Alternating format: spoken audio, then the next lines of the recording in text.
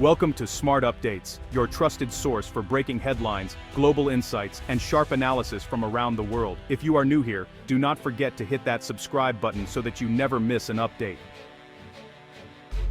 Why are there not more people talking about how China's C919 jet is shaking up the global aviation industry? The air over Shanghai crackled with anticipation on a bright May day in 2017. A sleek, white and green aircraft, the Comac C919, taxied onto the runway. This was no ordinary plane, it was China's first large passenger jet, a direct challenge to the Boeing Airbus duopoly. The C919's maiden flight was more than a technical feat, it was a bold statement of national ambition. China was stepping onto the world's most prestigious industrial stage, aiming for technological self-reliance.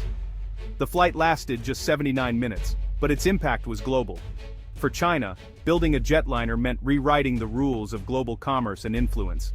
The journey to this moment was long and fraught with setbacks.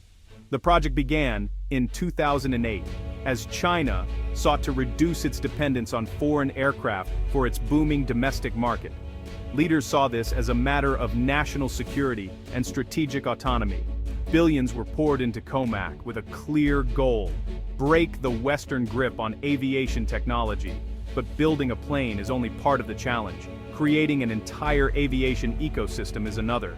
The C919 initially relied heavily on Western components, especially its engines from CFM International, a US-French joint venture. This dependence was a critical vulnerability. As the C919 moved from blueprint to reality, its reliance on foreign technology became a focal point in a high-stakes geopolitical drama. The aircraft was no longer just a product, but a pawn in a much larger game. The world was watching as China took flight, signaling a new chapter in global power competition. The C919 story was just beginning. The C919 is a cornerstone of the Made in China 2025 initiative, Beijing's plan to upgrade its manufacturing sector. Aerospace was chosen as a key sector with the C919 as its flagship project. Success would bring economic benefits and immense national pride, proving China could compete in high-tech engineering. Each C919 sold reduces China's massive trade deficit in aviation, keeping billions at home. The project stimulates growth in related industries and cultivates a new generation of engineers. Beyond economics, the C919 is about geopolitical power. Control over critical technologies means independence. China's leaders saw how sanctions crippled other nations and knew true sovereignty required technological self-sufficiency. The C919 became a national priority, backed by massive state investment and a coordinated push from top scientists and engineers. China's state-led model allowed for patience and resilience, pursuing long-term goals over short-term profits. This approach gave the C919 the staying power to overcome daunting obstacles. At the heart of every jetliner is its engine, a marvel of engineering and a rare technology. The C919's LEAP 1C engine, made by CFM International, was the best available, but it created a critical dependency. The engine's intellectual property and supply chain were controlled by the West. This meant the entire C919 program could be grounded by decisions in Washington or Paris. The engine became a geopolitical choke point. As US-China tensions rose, Washington began to see the C919 as a strategic threat, not just a commercial rival. Some feared the technology could be reverse-engineered for military use. The debate raged. Should the US keep selling engines, or cut China off and risk accelerating its own engine development? The fate of the C919 and a chunk of the global aviation industry hung in the balance. The engine was no longer just a part, it was a weapon in a new kind of Cold War. As US-China relations soured, the threat of sanctions became real. The Trump administration considered blocking GE's license to sell LEAP 1C engines to Comac. The logic: no engines, no planes, a devastating blow to the C919. This was part of a broader strategy to decouple from China in high-tech sectors. The move risked alienating allies and hurting American companies, but some in Washington thought it was worth it. GE lobbied hard against the ban, arguing that blocking sales would only push China to develop its own engines faster. Ultimately, commercial interests and diplomatic concerns prevailed. The export license was granted, But the episode was a wake-up call for Beijing, exposing its vulnerability. The attempt to kill the C919 backfired, galvanizing China's resolve for technological self-reliance. What was meant to halt progress instead turned the C919 into a national crusade. The message was clear: access to Western technology could be cut off at any time. China would not let that happen again. The C919 struggle became a symbol of the need for independence. The race for a homegrown engine was on.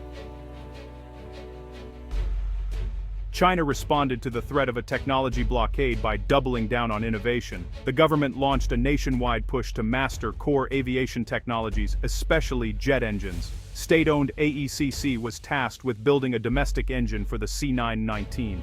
The effort extended beyond engines. China sought to localize the entire C919 supply chain, from avionics to landing gear. This required nurturing a new ecosystem of specialized suppliers. The government used subsidies and contracts to build domestic champions. In the short term, China still worked with Western suppliers, but every foreign part was seen as temporary. The long-term goal: full import substitution and technological independence. This dual approach kept the C919 moving forward while building indigenous capabilities. China was running a marathon, not a sprint, and it was determined to win. The centerpiece of China's aviation push is the AECC CJ1000A, a domestic engine for the C919. Its development is one of China's most ambitious engineering projects. The CJ1000A is a direct answer to the Western monopoly on high-bypass turbofan engines. Building it required breakthroughs in materials, science, manufacturing, and precision engineering. China invested heavily in research, 3D printing, and testing facilities. The first prototype was assembled in 2017, and since then, the engine has undergone rigorous ground and flight tests. In 2023, it flew on a Y-20 transport aircraft, a major milestone. Each successful test brings China closer to a homegrown engine for its jetliner. The CJ1000A's progress has already changed the strategic calculus. The West can no longer use engine exports as leverage. China is building its own. The project is shielded from short-term pressures, focused on solving fundamental problems. While not yet ready for commercial service, the CJ1000A's existence has blunted the threat of a blockade. China's innovation model is proving its worth. The skies are opening to a new era. The C919 saga has sent ripples across the globe, forcing nations and corporations to adapt.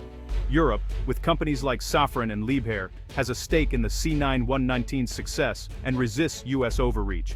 Airbus has used the U.S.-China trade war to expand its market share in China. China and Russia are now collaborating on the CR929 wide-body jet, pooling resources to challenge the Western duopoly. Developing nations, long dependent on Boeing and Airbus, see the C919 as a new, more affordable option. China's Belt and Road partners are likely early customers, shifting the balance of power in aviation.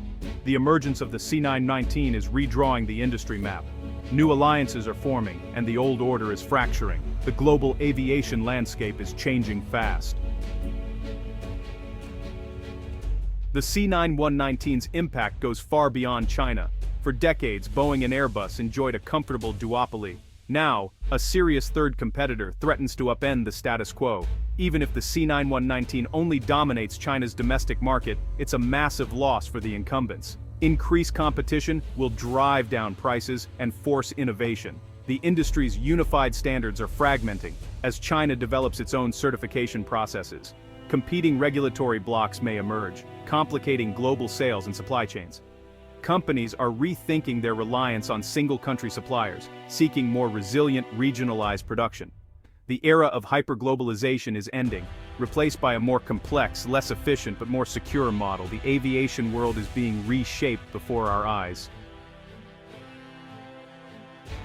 As of November 2025, the C919 is a commercial reality, flying with major Chinese airlines. The first fleet still uses Western engines, but the CJ1000A is making rapid progress. Soon, a C919 powered entirely by Chinese engines will take flight. The American plan to halt the C919 failed. Innovation triumphed over confrontation. China's achievement is a testament to its strategic vision and relentless drive for independence. Challenges remain: scaling production, building global support, and winning international trust.